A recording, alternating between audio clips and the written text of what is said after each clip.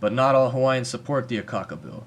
Some say it is a political tactic to rewrite history and reduce the Hawaiian kingdom to a race-based Indian tribe with little land or power.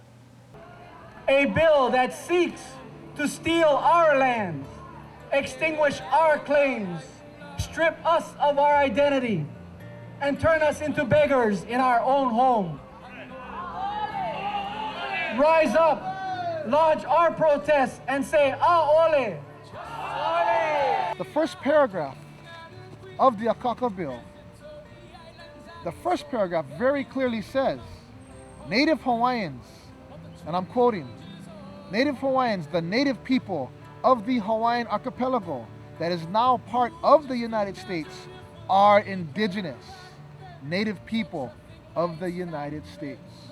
It's dictating to us that we are native and indigenous to the United States. That's the first paragraph. Every single Hawaiian that I've ever read that to had a problem with that. So if we cannot even get past the first paragraph, we should think twice. But it really doesn't solve our serious plight. It just makes us into American Indians, and we are not American Indians. I think it disempowers us. I think we start to put our hope towards what is America gonna give us back? Like they stole something and we keep expecting them to give it back to us. And so we stay angry and bitter because they won't give it back to us. And then that anger, that bitterness, that hurt, that becomes our identity.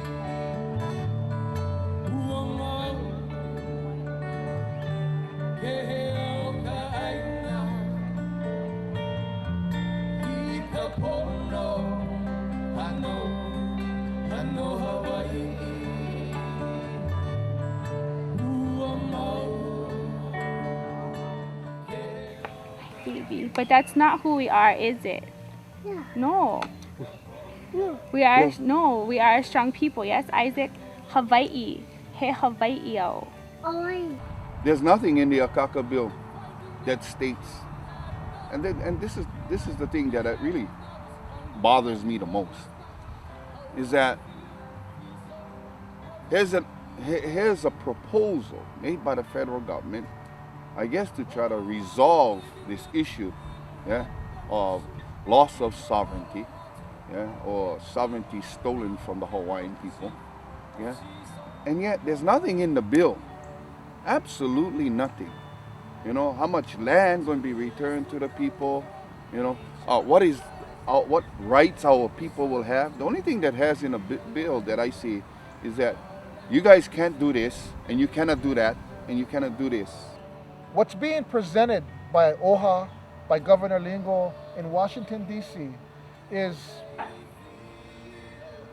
there's no integrity in that. They're saying that this is what the Kanakas want. This is what Hawaiian people want. They want the Akaka Bill. But really, it's manufactured consent. How many people, Kanakas, actually read the bill? I predict maybe 1% of this population. Less. The truth is, if you read the Akaka Bill, read every single line, it doesn't even give us federal recognition. It doesn't give us a single drop of water rights. It doesn't give us a single square foot of land. It merely tells us that the Akaka Bill will set up this 13-member commission, and the commission will begin to negotiate. Instead of the Akaka Bill, these opponents call for the restoration of the Hawaiian nation, which they say remains illegally occupied by the United States. Their claim is based on international law and was acknowledged by the U.S. when President Clinton signed a formal apology in 1993. So that's all we're doing. We're just asking, right, for the United States to abide by its own law.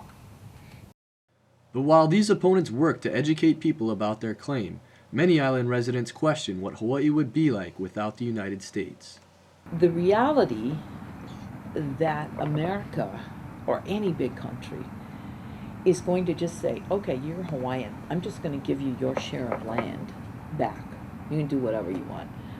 The reality of that is nil. I mean, forget it. I don't believe the majority of the people in Hawaii desire that. I don't think the majority of Hawaiians desire that. I'm glad to be an American citizen, and I think you'll find most Hawaiians are happy to be Americans. Who in their right mind really wants to have Hawaii separate from being a state of the United States?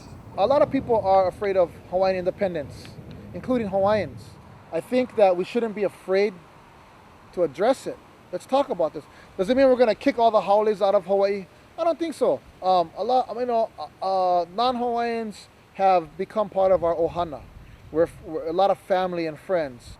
How would we run our government? How would it be different? I don't think it'd be much different, except that our people wouldn't be homeless and sick anymore. We just want a better quality of life. We want what everyone else has. We want self-governance. We want our land back.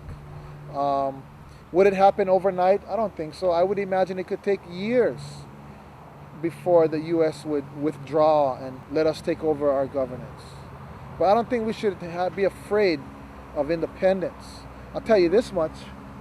The early American forefathers weren't afraid of independence. We don't have support from our people for multiple reasons.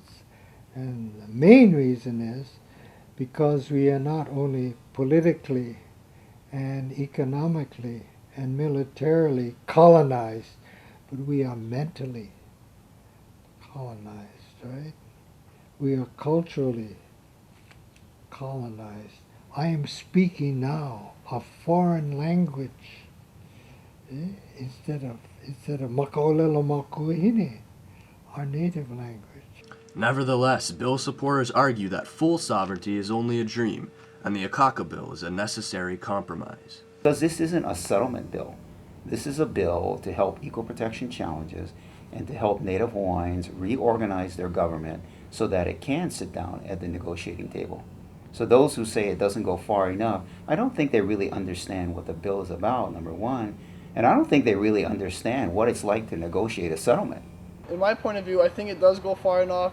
I think that it could go farther, but if it goes any farther, I think the chances of it getting passed are totally minute, totally minuscule, that anything past what the Akaka Bill gives now won't get passed. It won't get passed now, and it won't get passed in 100 years.